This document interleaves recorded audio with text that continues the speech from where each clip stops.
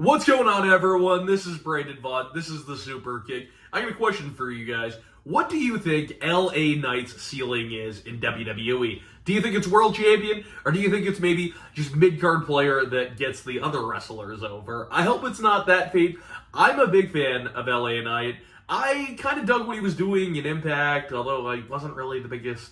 I didn't really get the whole dummy yeah thing. No, I like the whole yeah thing. Not really calling people dummies anymore, which I don't mind, but I also kind of miss now, weirdly. But I've been following this guy for a while because it was a guy that's like, why isn't he in WWE? Like, the guy looks like $1 million. Him and Brian Cage are both guys where it's like, how have these guys not been picked up by WWE? They look like guys that WWE would push. And Sean Ricker was on The Rock's TV show back like 10 years ago. So you thought there would have been, instant connection there. And he did get signed by WWE, just like Brian Cage did, but didn't work out for them. And Brian Cage would go to Impact, just like Sean Ricker, LA Knight would. But only difference between them is LA Knight would go to NWA and then WWE, where Brian Cage would go to AEW. And he's actually being featured more now than he was, because he looks like $1 million too. I mean, LA Knight, and again, they're California guys. No, LA Knight's not a California guy.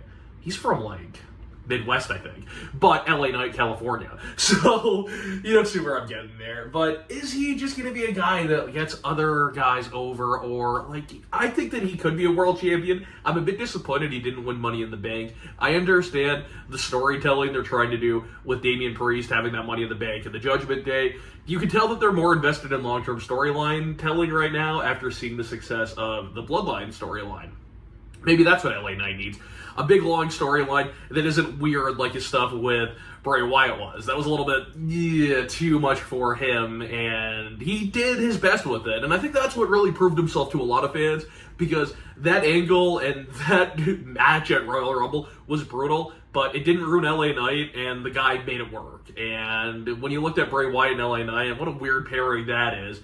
But LA Knight made the best out of it. So maybe he does become world champion. Do you think he's going to hold a mid-card championship? Intercontinental championship, United States championship?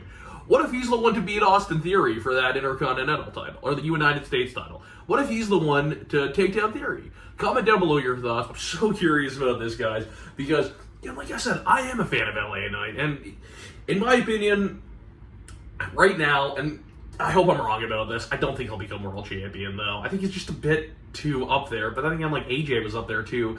But AJ was already an actual, not a mega star, but AJ was an actual star, and LA Knight, kind of became a star in WWE. So I'm just not really thinking that he's going to become world champion. I think, again, United States champion. Maybe he does win Money in the Bank next year. Maybe he wins a Royal Rumble. But I don't know, man. Here's another question for you. Who becomes world champion first, him or Cody Rhodes? Comment down below, guys. So curious to see your thoughts on this. Let me know your thoughts on all things wrestling. Thank you.